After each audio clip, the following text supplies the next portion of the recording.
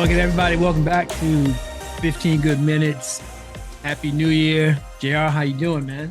I'm doing great this new year. Everything is going well. Freddie, what's happening, man? Welcome back to the USA. Happy New Year. Happy New Year to everyone.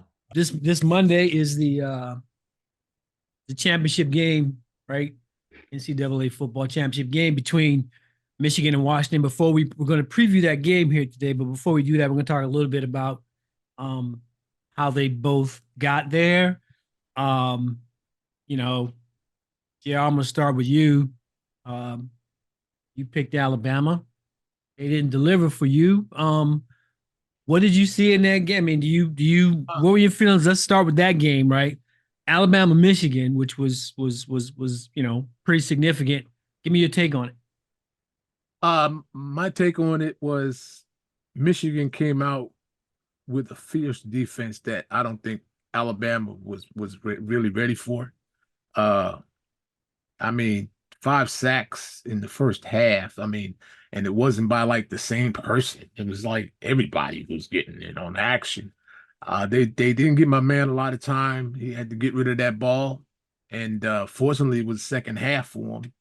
And they did figure out a little bit, but they didn't figure out enough.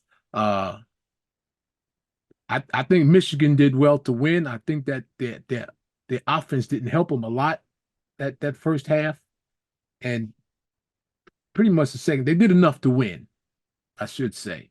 Uh, the quarterback hung in there. He threw some good passes, and Alabama, Saban. Everybody think he's the end all, the be all, but I'm kind of glad Michigan got out there and did their thing, even though I thought Alabama was going to win. Uh, so I mean, hats off to them. They did a good job. What were your thoughts on the last play of the game? Oh, the last play of the game was the the fix call you're talking about, right? I think that the I'm trying to think. The last play was the Hail Mary in the end zone. Nah, they was on Not a the Hail goal Mary. line, Short. and they just I don't know. I just wonder, that the thought on that last play was a running play from the Quarterback. quarterback, like up the gut. Freddie knows the number. I don't know what you call it. I don't know what hole he was attempting to hit, but Was it the zero hole? it didn't look to me like it worked very well. But then I've been reading up on it 24 hours, and people are telling me that the design of the play was good. They just didn't execute it right. Possible low snap, whatever. You, Um, you know I'm what's more interested in the selection. Your thought on the selection of that play for the last play, because I, you know I heard guys talking about people's defense. You can't run up the gut. You can't. I mean, sometimes you get away with it, and sometimes you won't.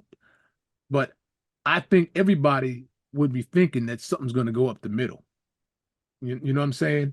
So maybe it's something that you're going to run off either side. Uh, but if you run up the middle on both defenses, uh, who was it? Was a good it was Melrose, I believe they were saying. Don't or was it against Alabama? Don't run up the middle, don't run up the middle. The guy runs up the middle for like 17 yards, and they say, well, he said, don't, they made a joke of it. Don't run up the middle. So sometimes it works and sometimes it doesn't. But I just think in that point of time, I think that Michigan was prepared. Uh, so they did what they had to do. So they sniffed out the play and got it. Freddie, your thoughts as a coach on the selection of that last play. I just want to know if you think it was a good call by Saban and his old coordinator. Well, I think the game overall, I think Michigan came out not afraid, doing what they do. I think they had it. I thought early on they were getting everything that they wanted. They was running the ball, they was passing well. Their very first play, the interception, but it was called back because dudes That started was coming close. out and everything. And then I think they ended up punting on that drive or Yeah, they whatever. did. Then they got a 3-and-out. Then they came back and they muffed the punt, and then that gave Alabama easy field position. It was a struggle all day for Alabama to move the football. I think that um I think that Michigan, throughout the end of the first quarter, second quarter, I think they kind of tightened up a little bit. They kind Sure. of offensively, in regards to they didn't play to win, they played not to lose. Mm-hmm. Like that. Because I from what I saw in the first quarter, they was getting whatever they wanted, however they wanted it, on offense. And Alabama wasn't stopping them; they were stopping themselves. Special teams killed Michigan. Yeah, Yes. a missed extra point, missed field goal. Now Fumble. 5 sacks and no scores though. I mean, see. Here's the thing. I'm gonna touch on that right now to that last play. Obviously starting off, it was a low snap. Now, some people say it was supposed to be an RPO, whatever the case may be. Me personally, what I would have done is I would if the true intent was for a quarterback run power up the middle, what I would have did, I would have emptied out the box. I would have emptied out. I would have 3 wide receivers on one side, 2 on the other, empty it out. So that way the quarterback, he can at least count the box, count how many guys in the box. Only the offensive coordinator really knew what the intent of the play design was supposed to be. I thought that if you're going to do an RPO, for me, it should be a stretch RPO. You know what I mean? And not in that way. You're more than on the 3, I think. So you got enough room to run laterally to either pitch it, cut it up yourself, or either dump it down. I didn't understand the straight ahead, and I couldn't tell if he made the decision to just do that based on the low snap, or whatever. I was taking mental points away from Michigan for letting it get to that point. Because, like you said, they were playing, and then all of a sudden it's almost like they were, coasting a little bit. And, everybody saw what Alabama did in that Auburn game, winning on the last play of the game. That's not a team I don't think you want to let in. But I just questioned the play call. I do think that Freddie, I agree with you and with JR that Michigan was well prepared. I think they scouted well. Had it not been for the poor special teams play, I don't think it would have been as close. That to me is one of the things that kept Bama in the game. But I felt month was the worst. I felt like Michigan's been kind of really, really focused, independent of all the stuff that team has dealt with this year. I think their focus has been solid. So now moving over to Texas and Washington. Again, general consensus was Texas was going to win. I'll start off this one. I thought they looked out of sorts. You know, I didn't think the quarterback play was well. I kind of had something against that kid anyway. He's the one that held out for $1 million in nil as a high school player, signed up with Texas, left Texas, went to Ohio State, I think. That didn't work out.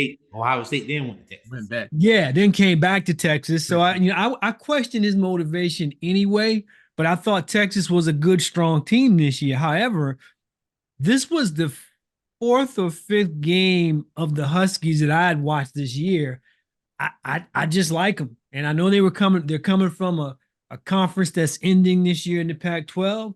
But I just like them, and I think that they just came out. They hit a coast button for a while in the second half too, but that notwithstanding, and that game got closer than it needed to be because it shouldn't have been a less than 1 score game, in my opinion. Coaching error. But hats off to Penix and the routes that the receivers were running, man. And it's like he had all day back there. I didn't see at no point to me did he look like he had fear that the Texas, D line was going to get to him. So I don't think that the score, albeit close, was representative of the game. Yeah. I felt like Washington won that game from start to finish. Now I'm gonna go to you first, Freddie. Washington, Texas. What did you see in that game? I believe I honestly don't even recall. making picks. But anyway, but had I did make a pick, I believe I probably would have picked Texas because of their defensive line. Right. And their defensive line didn't pressure Penix. And truth of the matter is, Penix has the best wide receivers in the nation. Not to mention one of the best offensive lines. They didn't pressure him. It seemed like to me that the pressure of just being there with Texas, it kind of got to them a little bit. Yeah. It just felt like it did. Penix, he was just very cool and calm, from the beginning to the end. My main focus of watching that game was the last half and how it finished. I thought that you lose a guy on a play that you didn't have to. Right now, we don't know if Jalen's going to come back for the next game, but they could have took knees, they could have victory formation, they could have did anything because Right. you know what I'm saying to run that clock down, even though old boy got hurt. You know what I'm saying? But it looked to me like they was happy before that, just running the ball and letting just let's go to the next play. Let's go to the next play. It don't look like their clock management was used well. I think what hurt Washington there was you had an injury at the wrong time. Yes. They had, and it forced the clock to stop. Right. If that guy gets off the field, that clock runs down under 20 seconds. I don't think it's nearly as close. So JR, championship game is going to be, Michigan and Washington on Monday. Give me a winner and give me a key to the game. I like Michigan, and I'm gonna tell you that I think their defense is going to come out playing well as they did this past week, but I think their offense is going to play even better. All right, Freddie, championship game. Give me a winner and your key to the game. For me, it would have to be a push, to be honest with you. I like Michigan's defense overall better, but I don't trust their skill position guys outside of the running back. It's hard for me to, but if I had to make a pick, I would go with Washington. I think you're 100% right. It could go either way. It could be a push. I think the odds makers, at least early in the week, are favoring Michigan, but I'm going to go Washington. And I think the key to the game is the line of scrimmage. So to Freddie's point, I think Michigan's D-line is good, but I think Washington's O-line is better. And you only have to be a little bit better. And now they're going to have to pick and choose who they double. But here's the thing. If they throw an 8 back, he's going to have time to throw. You know what I mean? And I just think the kid's accurate. I just think he's accurate. I do like Michigan's running game. I don't think that they can match up. I don't think, JR, that their receivers are anywhere near as good as Washington's receivers. I know one thing. Their quarterback was threading the needle. Which quarterback? Washington's. That's my point. Yeah, he so was threading that joint. But I'm going to go Washington, and I think the key to the game is who owns the line of scrimmage. And if that O-line can hold up Michigan's D-line, I think that's going to be the difference in the game, because if you give Penix that kind of time, I think he's going to find his guys. He's accurate. He's exciting because he's not doing the 7-yard dump down and then you run for 90. He's throwing it. You know what I mean? He's sailing it up there. And I think that's pretty cool. So we'll all get to see how that plays out. That's going to be Monday night at I think it's like 7:30 or so Eastern. Hopefully you guys will get a chance to check that out. Before we go, let me see if the guys got anything to say. Freddie, I'm going to start with you today, buddy. You got anything to say?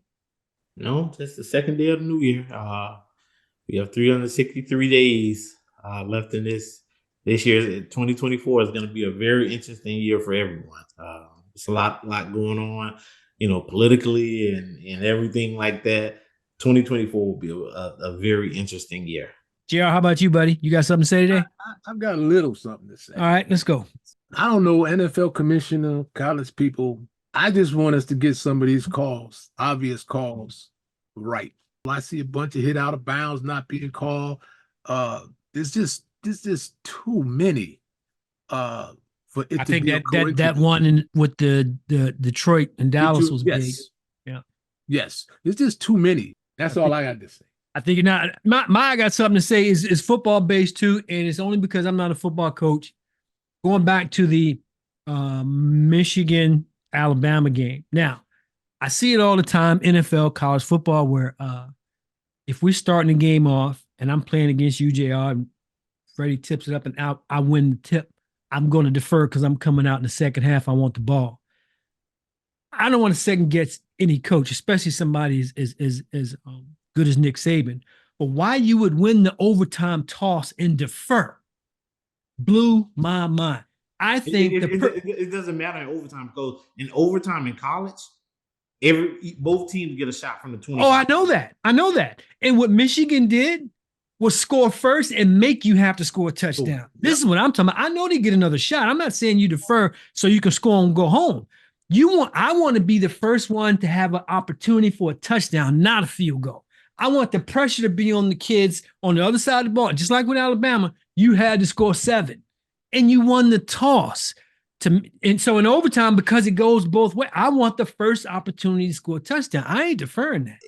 There's so many plays that you can actually run. But don't you as a coach, you get ready for that. I don't care. It don't have to be a championship game. When you do your situational football, I know that's part of your practice plan on every practice. This is what we're doing in overtime. These are usually the scripted plays we're going to run from a 25 in, whether we up or we down. I'm just saying you've already, Alabama, shifted the momentum of this game. This thing was all Michigan. You came back, forced overtime, and then gave them the ball first. I wouldn't have done it. Sorry, Nick Saban. I don't mean to second guess you, but I sort of kind of do. That's just the way it goes. That's all we got time for today. We're about to run out. Like I say, enjoy the game on Monday night. We'll be back next week to start talking about the NFL playoffs. Peace. Happy New Year's.